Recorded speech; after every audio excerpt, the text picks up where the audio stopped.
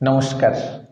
ত্রিপুরার ইতিহাস, ত্রিপুরার ইতিহাসের আজকের সংযোজন উপজাতি সম্প্রদায়ের মধ্যে দ্বিতীয় বৃহত্তর রিয়াং সম্প্রদায়। কুকি এবং ত্রিপুরীদের সংমিশ্রণে গড়ে ওঠা রিয়াং সম্প্রদায় ত্রিপুরার দ্বিতীয় বৃহত্তম উপজাতি সম্প্রদায়।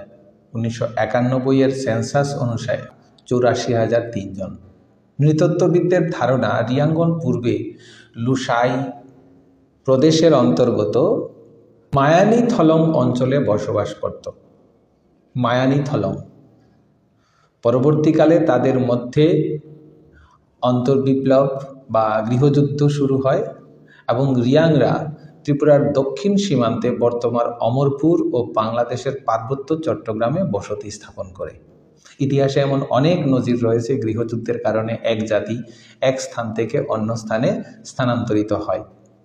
উল্লেখ্য, এই সময় পার্বত্য চট্টগ্রাম ত্রিপুরা রাজ্যের অন্তর্ভুক্ত ছিল এবং রিয়াঙ্গনের বসতির কারণে সেই অঞ্চল রিয়াং দেশ নামে খ্যাত হয়। বর্তমানে রাজ্যের উদয়পুর, অমরপুর, সোনামুড়া, বেলুনিয়া বিভিন্ন বিভাগে রিয়াংদের অধিক সংখ্যা দেখা যায়। রিয়াংরা মূলত দুটি সম্প্রদায়ে বিভক্ত, যেখানে মেসকা বা মেচকা এবং মরচই বা মলচই।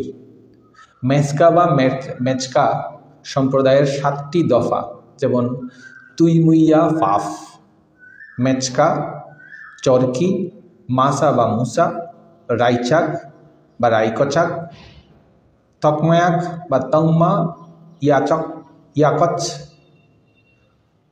ওয়ারিম বা ওয়াইরেম। অনুরূপভাবে মরচই বা মলচই সম্প্রদায়ের 7টি দফায় বিভক্ত, মানে 7টি ভাগে বিভক্ত, যেমন মরচই বা মলচই, আপেত, নক্ষাম বা নক্ষম, চংপ্রেং বা চুংপ্রে, দরবং, সগরায় এবং রিয়াং বা রিয়াং কচাক। আমার উপজাতি ভাষা বলতে একটু অসুবিধা হয়, ক্ষমা করবেন যদি কোনো ভুল হয়ে থাকে। রিয়াং সম্প্রদায় প্রধানত শাক্ত মতাবলম্বী। কিছু সংখ্যক রিয়াং অবশ্য বিষ্ণু মন্ত্রে দীক্ষিত। যেসব দেবদেবীর পূজা পার্বত্য প্রণালীতে অনুষ্ঠিত হয় তাদের মধ্যে নিম্নোক্ত দেবদেবীরা সমাজের প্রাধান্য লাভ করে থাকেন, যেমন মতাইকতর কিংবা শিব, দুর্গা, তুইমা ছড়া বা নদীর পূজা, গঙ্গা পূজাকেও তুইমা বলা হয়, সংগ্রমা পাহাড়ের দেবতা, বুড়া বা বুড়া দেবতা, খুলুংমা বা কার্পাসের দেবতা, মাইলং বা ধানের দেবতা, লাম্প্রা বা লাক্ষী আকাশের বা সমুদ্রের দেবতা।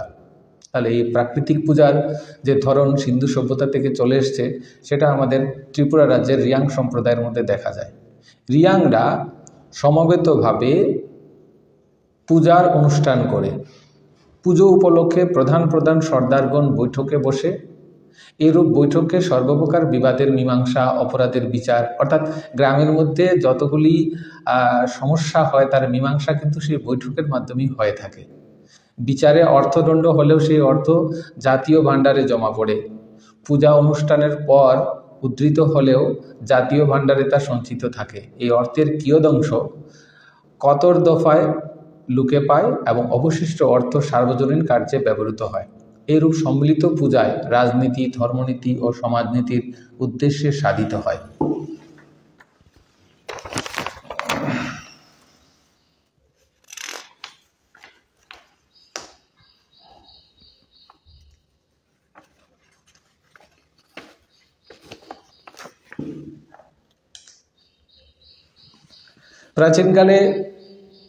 প্রাচীনকালে রিয়াংদের ত্রিপুরার সৈনিক বিভাগ, বীরত্ব ও যুদ্ধ কৌশলের বিশেষ সুনাম ছিল।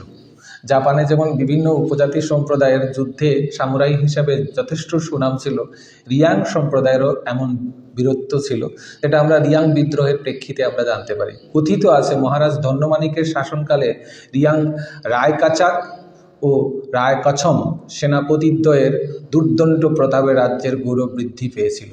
বঙ্গেশ্বর হুসেন শাহকে বারবার ত্রিপুরা আক্রমণ করতে গিয়ে এই দুই সেনাপতির কাছে পরাজয় বরণ করতে হয়েছে। জনশ্রুতি এরূপ আছে যে ইতিহাস বিশেষজ্ঞ ম্যাকেঞ্জি রায়কাচাককে ত্রিপুরা রাজ্যের অন্যতম উল্লেখযোগ্য সেনা এবং চয়চাগ মাণিক্য বলে উল্লেখ করেছেন। মহারাজ ধন্যমাণিক্যের পরেও ত্রিপুরার সৈনিক বিভাগে রিয়াং জাতির প্রাধান্য অক্ষুণ্ণ ছিল এবং রিয়াং বিদ্রোহ পর্যন্ত আমরা দেখি রিয়াং প্রজাদের মধ্য থেকে সৈন্যদের সংখ্যা যথেষ্ট ছিল।